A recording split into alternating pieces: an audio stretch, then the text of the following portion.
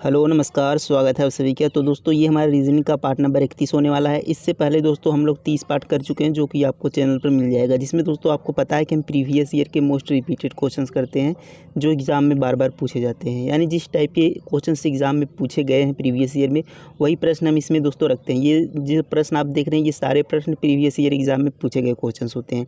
तो आप किसी भी एग्ज़ाम की तैयारी कर रहे हो, SSC, Delhi police, UP police या अन्य किसी रेलवे की एग्ज़ाम की तैयारी कर रहे हो, एसएससी जीडी की तैयारी कर रहे हो, तो सभी के लिए बहुत ही महत्वपूर्ण होने वाली है। तो चलिए पहले क्वेश्चन से शुरू करेंगे। तो देखिए दोस्तों यहाँ पर पहला क्वेश्चन है यहाँ पर नंबर सीरीज का। तो हमें देखिए दी गई श्रृंखला में कौन सी संख्या आएगी। तो यहाँ पर देखिए क्वेश्चन मार्क है, यहाँ पर आपको बताना है कि कौन सी यहाँ पर संख्या आएगी। तो ये सभी एक सीरीज में चल रहे होते हैं और उसी सीरीज के हिसाब से हमें बताना होता है कि कौन सी संख्या यहाँ पर आएगी। तो देखते हैं यहाँ पर कौन सा सीरीज़ फॉलो हो रहा है। तो देखिए मैंने आपको बताया था कि जब भी नंबर छोटे से बहुत तेज़ी से बड़ी उस संख्या हो जाए तो हम क्या करते हैं, नॉर्मल उसमें स्क्वायर चेक करते हैं, क्यूब चेक करते हैं, किसी संख्या का मल्टीपल चेक करते हैं। लेकिन जब संख्या बहुत तेज़ी से ना बढ़ रही हो तो हम सबसे पहले अंतर चेक करते हैं। तो देखिए 45, 47, 53, यानी सबसे पहले हम क्या करेंगे, अंतर चेक करेंगे इनमें। तो देखिए 45 से कितना हो गया, 47 हो गया। तो क्या किया हमने, प्लस का 2 कर दिया, क्योंकि प्लस 2 करेंगे तो यहाँ पर 45 से कितना बनेगा दोस्तों, 47 बनेगा। तो हमने क्या किया, प्लस का 2 कर दिया। अब देखिए 47 से कितना बन रहा है, 53 बन रहा है। तो कितना प्लस करेंगे, तो देखिए 47 3 50 हो गया और 3 53, यानी प्लस का 6।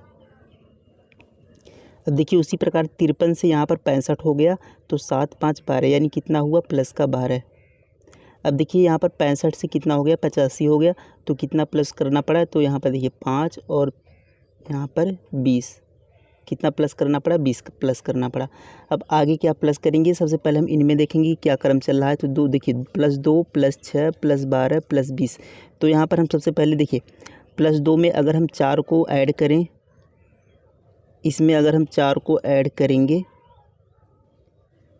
तो यहाँ पर कलर चेंज कर लेते हैं। देखिए +2 में अगर हम +4 करें, 4 को ऐड करें तो यहाँ पर 6 बन रहा है, जो कि यहाँ पर अगली संख्या प्लस हो रही है।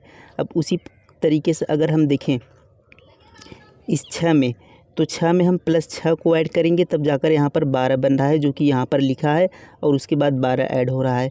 अब उसी तरीके से अगर हम देखें यहाँ पर 12 में यहाँ पर हम दोस्तों 8 ऐड करेंगे, यानी 8 जोड़ेंगे तो हमारा 20 बनेगा, जो कि यहाँ पर आगे संख्या में जुड़ रहा है। अब यही अगर देखें हम यहाँ पर दोस्तों +4 +6 +8, यानी 2 2 यहाँ पर बढ़ रहा है, 4 2 6 2 8, यानी आगे क्या होना चाहिए, +10 होना चाहिए। तो इस तरीके से यहाँ पर जो 20 है, 20 में क्या करेंगे, +10 करेंगे, तो इसमें +10 करने पर ये कितना बन जाएगा, 30 बन जाएगा। और यह 30 किस में प्लस होगा, 85 में। तो देखिए 85 में क्या करेंगे, हम 30 को प्लस कर देंगे, तो ये बन जाएगा दोस्तों हमारा, देखिए 8 3 11, यानी 115। ये आ गया आपका 115, और 115 हमारा इसका आंसर होगा। तो किस ऑप्शन में है, ऑप्शन नंबर सी में 115 इसका सही उत्तर हो जाएगा। तो इस तरीके से हमें 2 स्टेप में जाकर क्वेश्चंस को सॉल्व करना था, क्योंकि हमने यहाँ पर +2 +6 +12 +20 किया, तो हमें यहाँ पर इनका जो वैल्यू सीरीज़ नहीं मिला। लेकिन हमने एक स्टेप और गया जब मैंने, तो यहाँ पर +4 +6 +8 +10 किया हमने, तो यहाँ पर हमें इसका प्रॉपर जो सीरीज़ चल रहा था वह मिल गया। तो इस तरीके तक भी आप क्वेश्चंस को सॉल्व कर पाएंगे। तो ऐसे भी आप तरीका याद रखेंगे तो बहुत से क्वेश्चनों में आपको ये तरीका भी लगता मिलेगा और आसानी से क्वेश्चंस को सॉल्व कर पाएंगे। तो समझ में आ गया होगा। चलिए अगला प्रश्न देखते हैं। अब देखिए दोस्तों यहाँ पर नेक्स्ट क्वेश्चन है कि प्रश्नवाचक चिन्ह का मान बताइए। तो यहाँ पर देखिए क्वेश्चन मार्क है, यहाँ पर बताना है कि कौन सी संख्या आएगी। तो जब भी आपको इस टाइप से क्वेश्चंस मिले, आयत में वर्ग, इस टाइप से जब भी आपको मिले क्वेश्चंस, तो हम कैसे सॉल्व करते हैं। सबसे पहले हम देखिए बड़ा नंबर देखेंगे कि बड़े नंबर किस साइड हैं। तो आप यहाँ पर देखेंगे तो देखिए बड़ा नंबर आपको यहाँ पर दिख रहा है कि यहाँ पर इस साइड है बड़ा नंबर। तो यानी हमें 6 और 12 को कुछ इस तरीके से सॉल्व करना है ताकि 78 बने। अब उसी तरीके 6 और 15 को इस तरीके से सॉल्व करना है कि 99 बने, और वही तरीका हमें इसमें लगाना है इन दोनों में, ताकि हमारा यहाँ पर कौन सा संख्या आएगा। तो इस तरीके से हमें, यानी इसमें सबसे पहले हमें इन दोनों में ये तरीका देखना होगा कि कैसे हम इन दोनों को तरीके से सॉल्व करें ताकि यहाँ पर 78 और 99 बने और दोनों में एक ही तरीका लगे। चलिए देखते हैं कौन सा तरीका हो सकता है। तो यहाँ पर देखा दोस्तों हमने 12 और यहाँ पर देखा 6। तो हमने क्या किया, 12 छंग 72, क्योंकि यहाँ पर 78 है तो हमने 12 का गुणा 6 कर दिया, तो 12 6 कितना हो गया, ये हो गया आपका 72। तो 72 और यहाँ पर है 78, तो 72 में हमें +6 करेंगे तब जाकर हमारा कितना बनेगा, 78 बनेगा। तो हमने यहाँ पर +6 करके लिख दिया, तो ये हमारा बन गया 78। अब देखिए दूसरे में भी वही चेक करेंगे, तो यहाँ पर हम 15 और 6 इन दोनों का गुणा कर दिया, तो 15 छक्का कितना हो जाएगा दोस्तों, ये हो जाएगा आपका 90।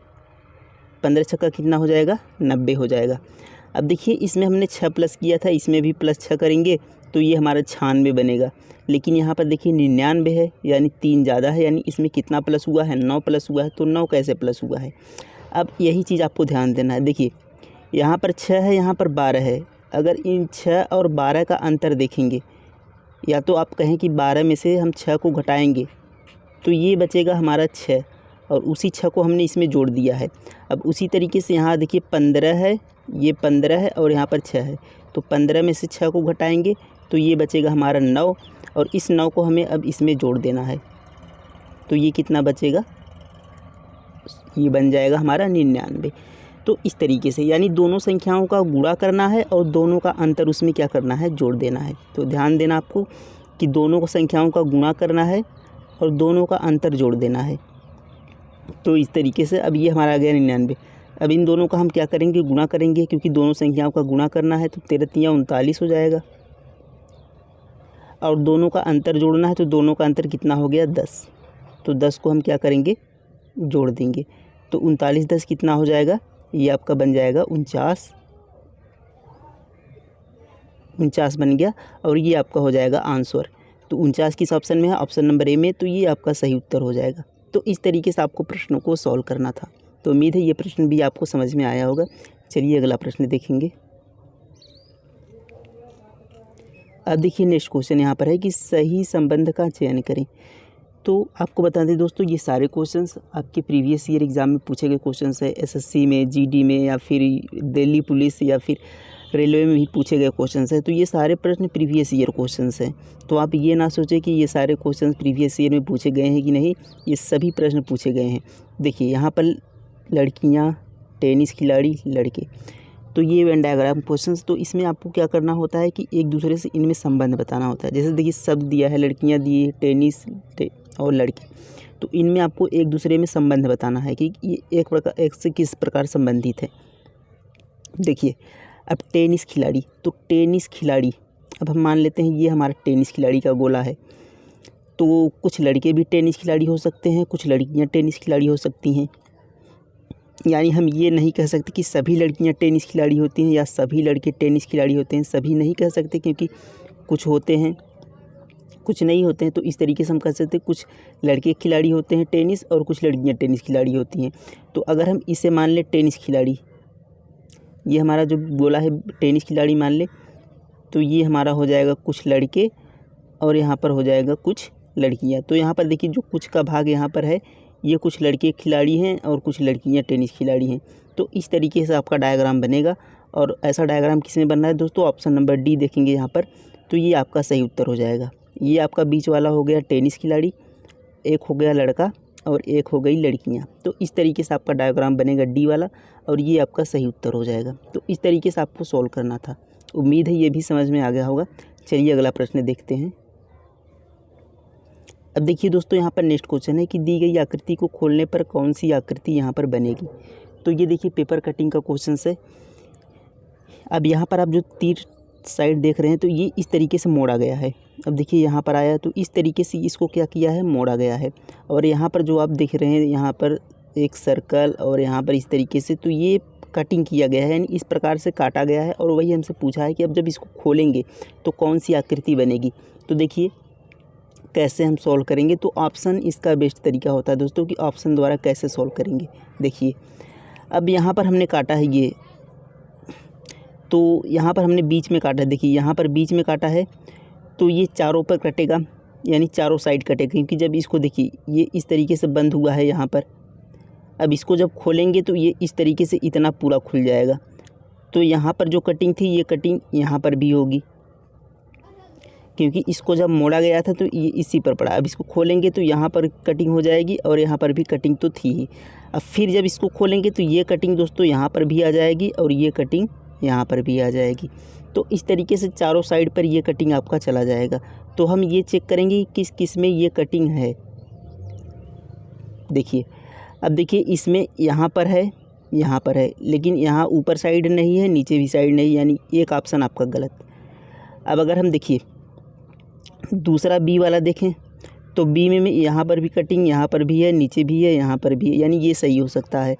डी सी वाले में देखेंगे तो ऊपर भी है, यहाँ भी है और यहाँ भी साइड में भी है, यानी ये भी सही हो सकता है। लेकिन डी वाले में देखेंगे तो डी वाले में भी दोस्तों यहाँ पर देखिए बीच की कटिंग थी, तो बीच में देखिए कहीं भी कटिंग नहीं है। और यहाँ पर आप एक चीज़ ध्यान देंगे तो बीच में यहाँ पर कहीं भी कटिंग नहीं है, लेकिन और ये देखिए जो कटिंग है, ये कटिंग इस तरीके से बाहर से ली गई है, यानी ये जब बाहर का साइड कट जाएगा तो ये पूरा इस तरीके से खाली हो जाएगा। अब यहाँ पर देखिए अगर ये बाहर से ना होता, इस तरीके से होता तो ये यहाँ पर खाली नहीं होता, यानी ये पूरा इस तरीके जिस प्रकार देखिए इसमें बना है ये वाला, इसी तरीके से बनता। पर यहाँ पर देखिए ये कटिंग पूरी बाहर तक की गई है, यानी ये पूरा क्या हो जाएगा, इस तरीके से खाली हो जाएगा। तो ऐसा देखिए किस किस में दिख रहा है। तो ऑप्शन नंबर डी भी आपका गलत हो जाता है और ए भी गलत हो जाता है, क्योंकि डी में देखिए ऊपर साइड कोई की यहाँ पर कटिंग नहीं है और यहाँ पर साइड में भी कोई कटिंग नहीं है, तो ये आपका गलत हो गया। अब देखिए सी और डी में से दोनों सही हो सकता है। तो देखिए दूसरा तरीका आप क्या कर सकते हैं कि देखिए जहाँ कटिंग है उसके सीधे सामने क्या है, एक सर्कल है। तो जहाँ कटिंग है उसके सीधे सामने एक सर्कल देखना है। तो जहाँ कटिंग है उसके सीधे सामने सर्कल है, देखिए सी वाले में नहीं है, यहाँ पर ऊपर नीचे है 2 सर्कल हैं। और यहाँ पर देखिए सी बी वाले में तो जहाँ पर कटिंग है उसके सीधे सामने एक यहाँ पर सर्कल दिया गया है और यही आपका क्या हो जाता है, आंसर हो जाता है बी वाला। तो इस तरीके से आप ऑप्शन द्वारा सॉल्व करेंगे तो आसानी से क्वेश्चंस को सॉल्व कर पाएंगे। और यही जो देखिए यहाँ पर कोने में कट रहा है, ये वाला यहाँ पर देखिए एक कट मारा गया है और वही कट जब उसको खोलेंगे तो यहाँ पर इस तरीके से कटिंग बनेगा और वो चारों साइड बनेगा जो कि यहाँ पर दिख रहा है। तो इस तरीके से आपको प्रश्न को सॉल्व करना था। तो ये भी समझ में आया होगा। चलिए नेक्स्ट क्वेश्चन देखेंगे। अब देखिए दोस्तों यहाँ पर नेक्स्ट क्वेश्चन है कि दी गई आकृति किस विकल्प आकृति में समाहित है। तो देखिए ऐसी आकृति किस आकृति में बन रही है। यहाँ पर एक आकृति दिया है और यह आकृति किस आकृति में बन रही है वही हमसे पूछा है। तो देखेंगे तो इसमें ऐसी आकृति पहले वाले ऑप्शन में, तो पहले वाले ऑप्शन में देखिए ये इस तरीके से पहले होना चाहिए, इस तरीके से एक लाइनिंग होनी चाहिए, जो कि इसमें कहीं भी इस तरीके से लाइनिंग नहीं है। तो ये आपका क्या हो जाएगा, गलत हो जाता है। अब बी वाले में देखेंगे तो इसमें देखिए यहाँ पर लाइनिंग है लेकिन यहाँ पर बीच में खाली हो गया है, तो इसमें भी यहाँ पर कोई लाइनिंग नहीं दिख रही, तो ये भी आपका गलत हो गया। अब यही डी वाले में देख लेते हैं। तो डी वाले में भी दोस्तों इस तरीके से कोई भी लाइन यहाँ पर नहीं खींची गई है। तो डी वाले में भी देख सकते हैं इस तरीके से कोई भी लाइन नहीं खींची गई है, तो ये भी आपका गलत होता है। अब अगर सी वाले में देखेंगे तो सी वाले में देखेंगे यहाँ पर एक लाइन दिख रही है हमें और एक लाइन यहाँ पर दिख रही है। और यहाँ पर अगर हम देखें तो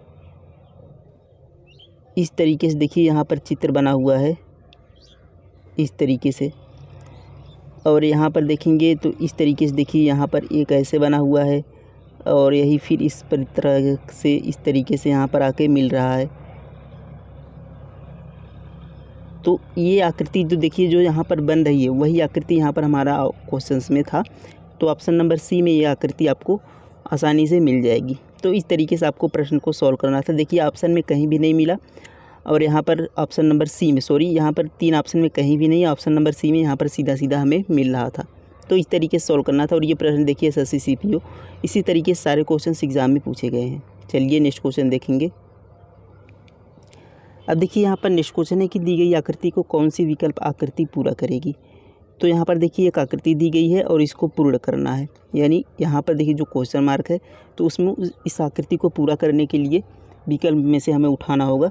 तो देखिए अब देखिए यहाँ पर एक त्रिभुज बना था, अब इसका विपरीत यहाँ पर नीचे साइड बना है उसका उल्टा कर दिया गया। उसी तरीके देखिए यहाँ पर विपरीत बना है, त्रिभुज बना है, अब इसका विपरीत यानी इसका उल्टा यहाँ पर बनेगा इस तरीके से